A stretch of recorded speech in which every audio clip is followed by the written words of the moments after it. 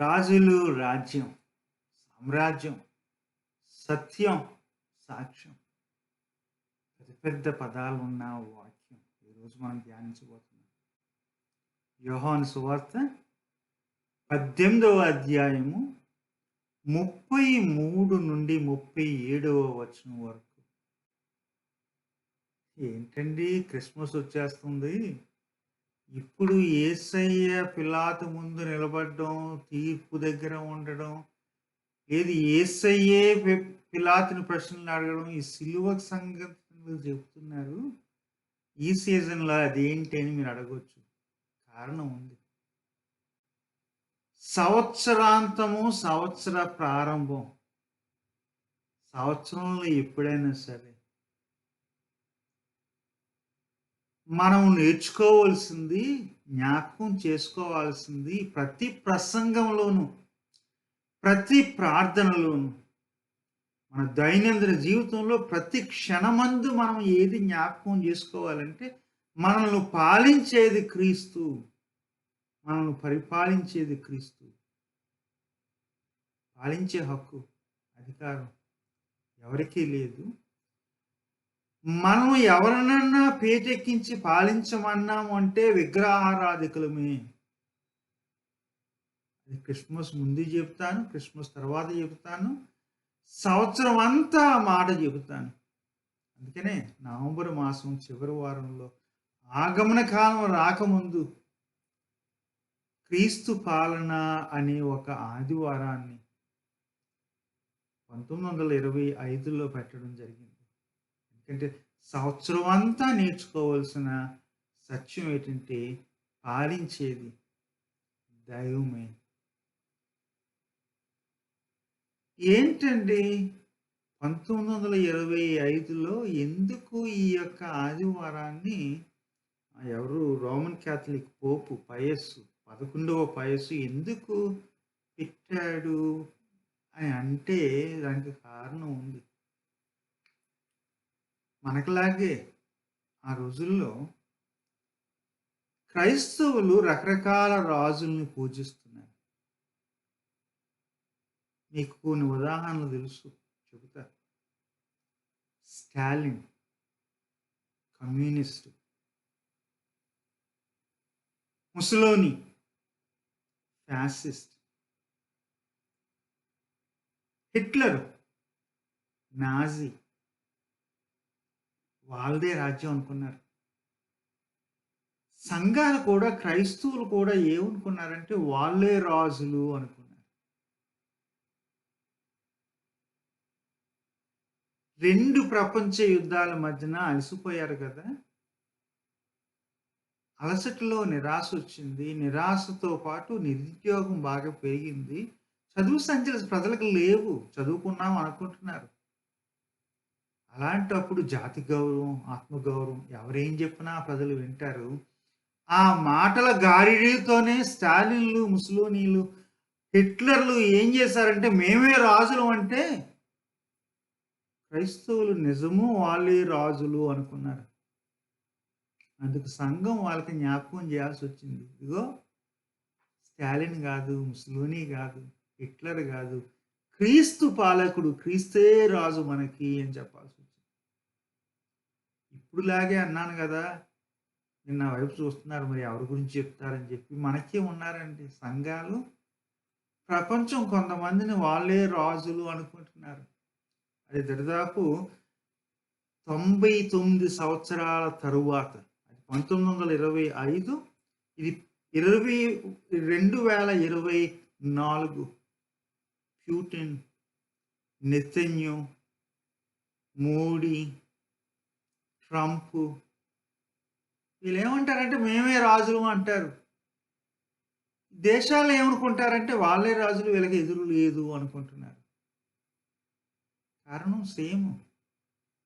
ప్రజల్లో అలసట, నిరాశ, నిరుద్యోగం, నిరక్షరాస్యత.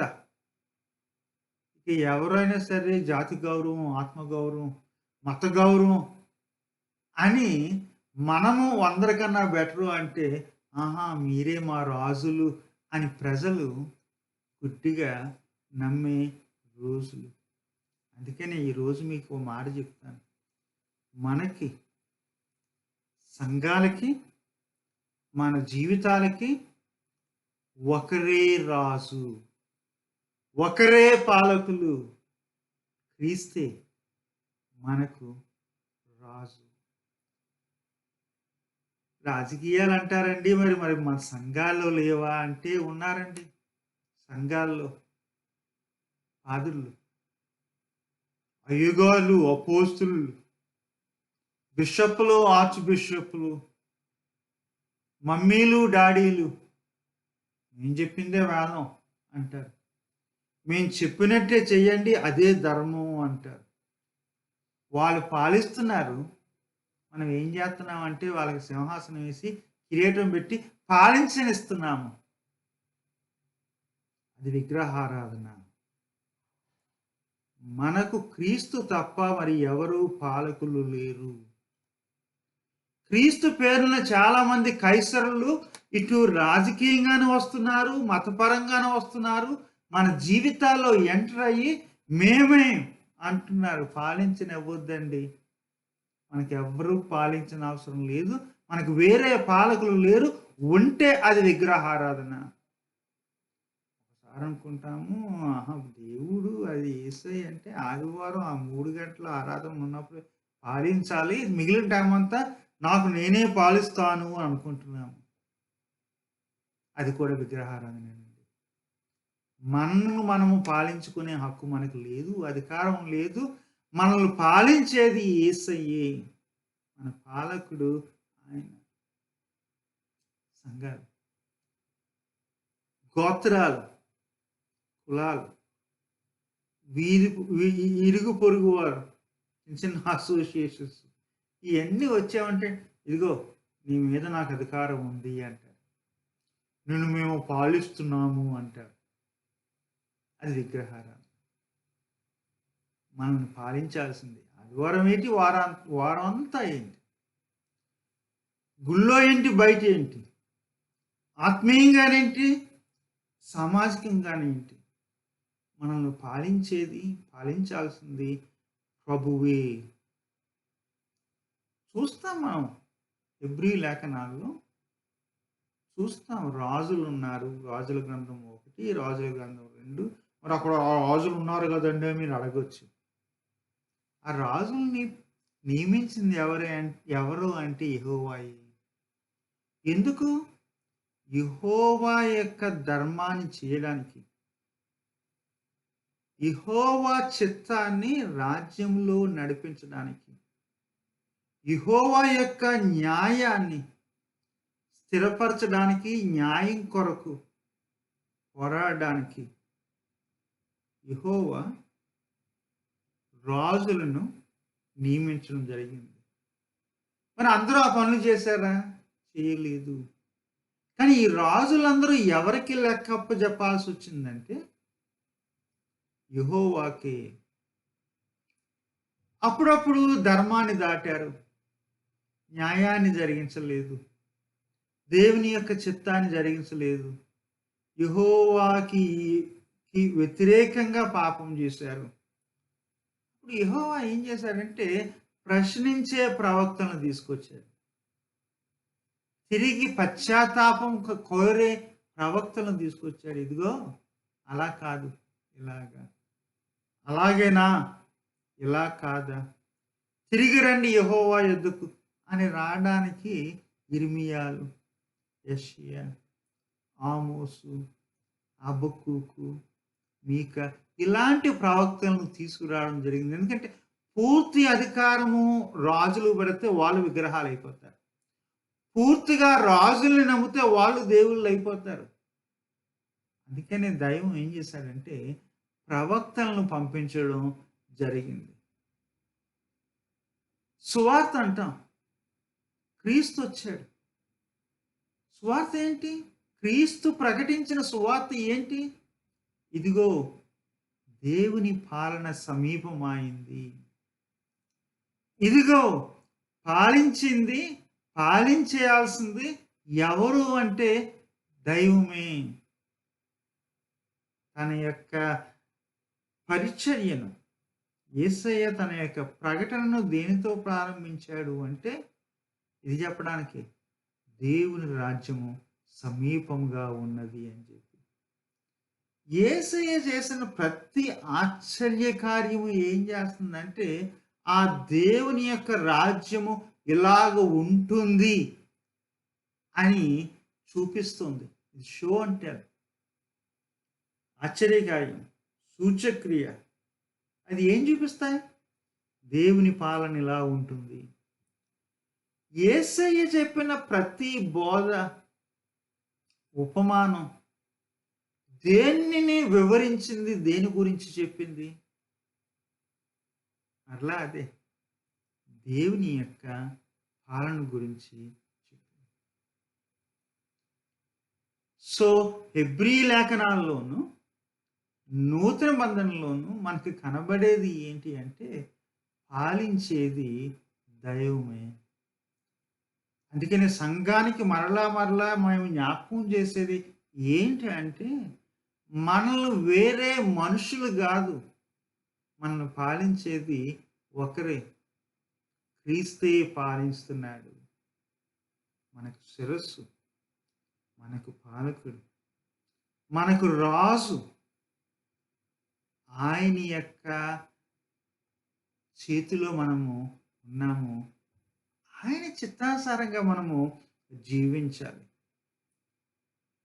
ఒక్కోసారి మనం ఏం చేస్తామంటే, అది మళ్ళీ మీలో కొంతమందికి గతంలో ఒకసారి చెప్తూ కోపం వచ్చింది. ప్రార్థన చేస్తాం. దేవుని యొక్క పాలన గురించి ప్రార్థన చేస్తాం. అది ఎందులో ఉంది? పరలోక ప్రార్థన ఉంది కదా! యేసయ్య నేర్పించిన ప్రార్థనలో, నీ రాజ్యము వచ్చును గాక. దేవుని పాలన గురించి ఒకసారి ఉంది. మళ్ళా ఆ ప్రార్థన చివరి భాగంలో, నీదే రాజ్యము, మాది ఎవరిది కాదు, మనుషులు ఎవరిది కాదు, రోమీలది కాదు, కనబడేది వారిది ఎవరిది కాదు. రాజ్యం చేసేది, రాజ్యం ఎవరిది అంటే నీదే అని అంటాం. దేవుని రాజ్యం గురించి ప్రార్థన చేయడం, సబబు చేయమన్నది ఎవరంటే యేసయ్యే. ఉపమానాల్లో అంటాడు, ఇది దేవుని రాజ్యము, దేవుడిచ్చిన వరము. దేవుని పాలన అది ఒక బహుమానంగా దేవుడిచ్చాడు, స్వీకరించాలి. అదొక వర్బ్. రెండో ఏంటంటే, ఆ దేవుని యొక్క పాలనలో మనము అడుగెట్టాలి. అంగీకరించడం, అడుగెట్టడం. మరి ఒకసారి ప్రసంగాలు నాకు ఏమనబడుతుందంటే, టు ఎక్స్టెండ్ గాడ్స్ కింగ్డమ్. దేవుని యొక్క రాజ్యాన్ని ఎక్స్టెండ్ చేయడానికి మీరెవరండి? మనం ఎవరమండి? To build God's kingdom. దేవుని యొక్క రాజ్యాన్ని కట్టడానికి మీరెవరండి? నేనెవరండి? దేవుని యొక్క రాజ్యాన్ని కట్టేది ఎవరంటే, కట్టాల్సింది ఎవరంటే దేవుడే. ఆయన కట్టిన తర్వాత, ఆయన కట్టిన రాజ్యంలో మనం అడుగెడతాం. కట్టేది ఆయనే, వ్యాపింపజేసేది ఆయనే. అందులో అడుగెడతాం. వినయంగా స్వీకరించి, అంగీకరించి, విశ్వాసంతో రాజ్యంలో అడిగెట్టమని దైవం మనల్ని పిలిచాడు. దయించి మిమ్మల్ని మీరు రాజులు చేసుకోకండి. దేవుని రాజ్యాన్ని కట్టడానికి, వ్యాపింప చేయడానికి. ఆయన్ను రాజుగా ఉండనివ్వండి. మీరు ఉండనిచ్చినా ఉండకపోయినా ఆయనే రాజు. కాబట్టి స్వీకరించండి, అంగీకరించండి. ఆ రాజ్యంలో అడుగెట్టి పాలి భాగస్తులు కండి. ఆ రోజుల్లో ఆయన నేను రాజును అవుతానని కోరలేదు. వాళ్ళు అనుకున్నట్టు. గమనించండి. వాళ్ళు ఏమనుకున్నారంటే, దేవుని ప్రజలు రాజు అంటే, అఫ్కోర్స్ దావీదు వంశం బాగానే ఉంది. రాజు అంటే రోమీల మీద తిరుగుబాటు చేసి, రక్తం చిందించేసి, ప్రాణాలు తీసేసి, పెద్ద పోరాటాన్ని జరిగించి రాజుగా కూర్చుంటాడు. సైన్యాలు, ఏది ఆయుధాలు. అందుకనే కదా కూడబెట్టి తిరిగేవాడు పిలాతు. ఆ రోజుల్లో ఇంకొక రకం ఉన్నాడు. వాళ్ళు ఏమనుకున్నారంటే, వాళ్ళకి తనే హోప్ అనుకున్నారు. తన పేరు కూడా బరబ్బాస్ యేసు. అంటే రక్షించే బరబ్బాసు అని చెప్పి నమ్మేవారు. ఆ నమ్మకం ఏంటంటే, రక్షణ అనేది రక్తంతోనే వస్తది అనుకున్నాడు. రక్తం తీయాలి, రక్తం తీయాలి. మనుషులు ప్రాణాలు తీసేయాలి. హింసతో సాధిందాము అనుకున్నాడు బరబ్బాసు. వాళ్ళేమనుకున్నారంటే, అదే కాబోలనుకున్నారు. యేసయ్య అలా కాదు. అవసరమైతే ప్రాణం ఇస్తాడు. ప్రాణం ఇస్తేనే రక్షణ కలుగుతది. ప్రాణం ఇవ్వడం ద్వారా పాలించగలుగుతాను అని యేసయ్య నమ్మాడు. అందుకనే వాళ్ళకి లోకువ. ప్రాణాలు తీసుకోవాళ్ళతో చూసినప్పుడు, ప్రాణాలు పోగొట్టుకున్న వాళ్ళు చూసినప్పుడు, ఆ మనిషి మనకి ఏమనిపిస్తుందంటే ప్రాణం తీసేవాళ్ళే హీరోలు అనుకుంటాం. ప్రాణాన్ని ఇచ్చేవాళ్ళు గాదు. ఆ రోజుల్లో పాలకుడంటే ప్రాణం ఇచ్చేవాడు గాదు. ప్రాణం తీసేవాడని వాళ్ళు అనుకునేవారు. ఈ రోజుల్లో గూడా మన రకాలు అదే రకాలం కదా! ఎవరయ్యా అంటే మన రక్షకుడు ఏదో కొంచెం ప్రాణాలు తీయగలడు. వాళ్ళ లైఫ్‌లు పడగొట్టగలడు అనుకుంటాం తప్పించి, ప్రాణాలను ఇస్తాడు, జీవితాలను నిలబెడతాడు అన్న వ్యక్తిని మనము రక్షణతో మనము ఐడెంటిఫై జేయం. ఇక్కడ అది. పిలాతు కూడా అదే సమస్య అండి. బరబ్బాస్‌ని చూసి వాళ్ళేదో సరదాపడి, రక్తంలో భద్రత, హింసలో రక్షణ అనుకున్నారు. పిలాతుకు కూడా అదే పరిస్థితి. ఎందుకంటే తను గవర్నర్ దాదాపు 10, 11 సంవత్సరాల యూదుల దగ్గర ఎందుకంటే ఆహ్, సామ్రాజ్యాధిపతి చక్రవర్తి ఎక్కడో రోమాలో ఉంటాడు. తన తరపున ప్రతినిధిగా యెరూషలేములో ఒక వ్యక్తి ఉండాలి. కన్నేసి ఉంచాలి. ఎందుకంటే వీళ్ళ యొక్క వీళ్ళ ఆధిపత్యం ఉంది కదా! ఇది రాజుగారి చేతిలోనే ఉండాలి. ఇంకెవరి చేతికెళ్ళకూడదు. భూమి, రాబడి, పన్నులు ఇయన్నీ అక్కడికెళ్ళాలి. అక్కడి నుండొచ్చిన సైన్యాలు ఇక్కడుండి వీళ్ళనేమో కంట్రోల్ జేయాలి. అదుపు జేయాలి. అదుపు చేయడం, పాలించడం అనుకున్నాడు. సైన్యాలు, సాయుధులు, ఆయుధాలు ఉండడం, రక్షించడం అనుకున్నాడు పిలాతు. పిలాతు గురించి మత్తయి ఒకలాగా, లూకా ఒకలాగా, మార్కు ఒకలాగా, యోహాను ఒకలాగా చెప్తారు గానీ, ఇక్కడ యోహానులో ఒక చిన్న డ్రామా కనబడుతది గమనించండి. ఏంటి అంటే, యేసయ్యని అరెస్ట్ చేసిన తర్వాత వాళ్ళేం చేస్తారంటే మత నాయకులు ఏం చేస్తారంటే, తీసుకొచ్చి పిలాతుకి అప్పగిస్తారు. ఎందుకు? ఆప్షన్స్ ఉన్నాయి. ఒకటేంటంటే, ఇది మతానికి సంబంధించిన నేరస్తుడు అంటే, రాళ్ళు రువ్వి చంపే అవకాశం ఉంది. వాళ్ళకింకా అది ఆ రౌట్‌లో వెళ్ళదలుచుకోలేదు. అతి నీచమైన చావు. శిలువ మీద చావు. అతి అవమానమైన చావు. శిలువ మీద చావు. మన చేతులు పాడు చేసుకోవడం ఎందుకు? పిలాతుకి అప్పచెప్తే పిలాతుకి ఆ అధికారం ఉంది. సిలువ వేసి చంపించే అధికారం ఉంది. పిలాతుకి యేసయ్యని అప్పగించేశారు. అంటే మాకు సంబంధం లేదు. అందుకని అంటాడు, నీ స్వజనులు నిన్ను అప్పగించేశారు అంటాడు. నీ సొంతోళ్ళు నిన్ను కాదన్నారయ్యా అని చెప్పేసి. మరి పిలాతుకి ఏంది కారణం చెప్పరు. ఎందుకు చంపాలో చెప్పరు. నువ్వు చంపు అంటారు. పిలాతుకి కారణం కావాలి. పిలాతు చంపాలంటే మత సంబంధమైన విషయాలు పిలాతు చేయదలుచుకోలేదు. ఆ! కలుగు చేసుకోలేడు. మతం అనేది ఈ వీళ్ళున్నారు గదా! సెన్‌హెడ్రిన్‌లో ఉన్నారు గదా! వాళ్ళు కూర్చొని డిసైడ్ చేసుకునేది. యాజకులు, ప్రధాన యాజకులు, మిగిలిన పెద్దలు వాళ్ళందరూ డిసైడ్ చేస్తారు. రాజకీయంగా అయితే పొంతి పిలాతు డిసైడ్ చేయొచ్చు. ఒక కారణం పుట్టించాలి. డైరెక్ట్‌గా అడుగుతాడు. దాగుడు మూతలేంటి? రాజువా నీవు అని అడుగుతాడు. యూదులకు రాజువా నీవు? ఇక యెస్ అంటే కుట్ర, రాజద్రోహం, సామ్రాజ్యానికి వ్యతిరేకంగా అనే కొన్ని కారణాలు పెట్టి సిలువెక్కించి చంపొచ్చు. అందుకని డైరెక్ట్ అయిపోతాడు పిలాతు, టైం వేస్ట్ ఎందుకని చెప్పి. అక్కడ కనబడింది ఏంటంటే మనకి గమనించట్లేదు గానీ, ఈ 18, 33 నుండి 37 వరకు ఆ అధ్యాయాన్ని చదివినప్పుడు, ఆ వచనాలు కాదు ముందు నుండి చదివినప్పుడు, ఆ ప్రేతోర్యం దగ్గరికి ప్రభువుని తీసుకొచ్చి లోన నిలబెట్టి, ఈ యూదా మత పెద్దలు బయటుంటారు. ఎందుకంటే అది పస్కా పండుగ దగ్గర. పిలాతు ఉన్న ప్రేతోర్యంలోకి లోనొచ్చారంటే మైలైపోద్ది. నిష్ఠకి తేడా వస్తది. మరుసటి రోజు ఆ పండగ పూటకు సంబంధించిన ఆ భోజనం వాళ్ళు చేయలేరు. అంటు. అంటుని బట్టి దూరంగా ఉంటారు. గమనించండి, మనకి నిష్ట ఉండే మత పెద్దలు చాలా మంది ఉన్నారు కదా! వీళ్ళు చాలా నిష్టలు చేస్తారండి. ఎవరి కష్టాలు పట్టించుకోరు. వీళ్ళకి అన్ని పథ్యాలు ఉంటాయి.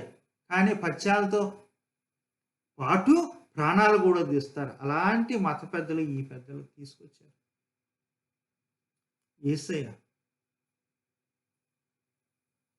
First time in his life రోమా సామ్రాజ్య ప్రతినిధికి ముందు నిలబడ్డాడు. నిలబడి నిజానికి తీర్పు యేసయ్యకి తీర్పు అంటారు గానీ పిలాతుకే తీర్పు. యేసయ్య అడుగుతాడు. రాజుకి రాజు, మహారాజు ఏమంటాడంటే, అది నువ్వంటున్నావా వాళ్ళన్నారా అని అడుగుతాడు. ప్రశ్నకు ఎదురు ప్రశ్న. ఎంత ధైర్యం అండి. ఆ సంభాషణ కాగుతుంది. తర్వాత అప్పుడు అంటాడు, నీవన్నట్టే అని చెప్పి, నేను రాజుని అన్న ఎక్స్‌ప్లనేషన్ తక్కువ. నా రాజ్యం ఎలాంటిదో అన్న ఎక్స్‌ప్లనేషన్ ఎక్కువ.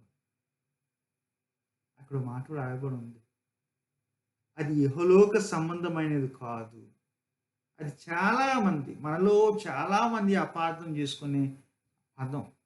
అక్కడ సరైన ట్రాన్స్‌లేషన్ అంటే, ఇది ఈ లోకము నుండి రాలేదు, ఇల నుండి రాలేదు, ఇక్కడ నుండి రాలేదు. అంటే అర్థం ఏంటి? ఇది పైనుండి వచ్చింది. యోహానులో పైనుండి అనే పదానికి చాలా అర్థం ఉంది.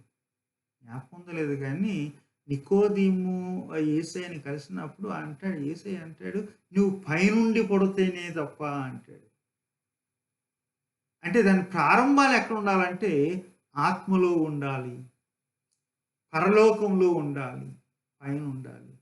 మనోళ్ళు ఏమంటారంటే, లేదండి యేసయ్య పాలకుడే గానీ, ఇక్కడ గాదు, అక్కడ అంటారు. లేదండి. యేసయ్య పాలకుడు ఇక్కడ, ఇప్పుడు. ఆ పాలన ఎక్కడి నుండో వచ్చిందే గానీ, పైనుండి వచ్చింది గానీ, ఇప్పుడు మన జీవితాల్లో ఎప్పుడు ఆ పాలన జరుగుతుంది, జరగాలి. కాబట్టి లోక సంబంధమైనది కాదు అని చెప్పి అక్కడెక్కడో పెట్టొద్దు. ఈ లోకంలో మన జీవితాలు ఆయన పాలన జరగాలి. జరగాలని ప్రార్థించాలి. చచ్చిపోయిన తర్వాత కాదు, మనం బ్రతుకుండగానే మన బ్రతుకుల్లో యేసయ్య పాలించాలి. ఏ దినమో కాదు, మన దినాల్లో, మన దైనందిన జీవితాల్లో ఇక్కడ ఇప్పుడు యేసయ్య పాలించాలి. యేసయ్యే పాలకుడిగా నమ్ముదాం. ఇక మనల్ని మనం పాలకులం కాదు. మరి ఎవ్వరిని పాలకులను నమ్మొద్దు, పాలించనివ్వొద్దు. పేటెక్కి అది సింహాసనం ఎక్కించి కిరీటం పెట్టి రాజులు అనొద్దు. ప్రాణం పోయినా సరే యేసయ్యే మన రాజు. అందుకనే ప్రకటన గ్రంథం అంతా అదే పాట. ఏలేది ఆయన, ఏలేది ఆయన, పాలించేది ఆయన, రాజు ఆయన అని ధైర్యం చేశారు. ఎంత ధైర్యం చేశారంటే, హతసాక్షులు అవ్వడానికి కూడా. యేసయ్య యొక్క రాజరికాన్ని, క్రీస్తు యొక్క పాలనను వారు ప్రకటించారు, నమ్మారు. అలాంటి సాక్షులుగాను, సత్యానికి సాక్షులుగాను, అవసరమైతే హతసాక్షులుగాను ఉంటాను మరి.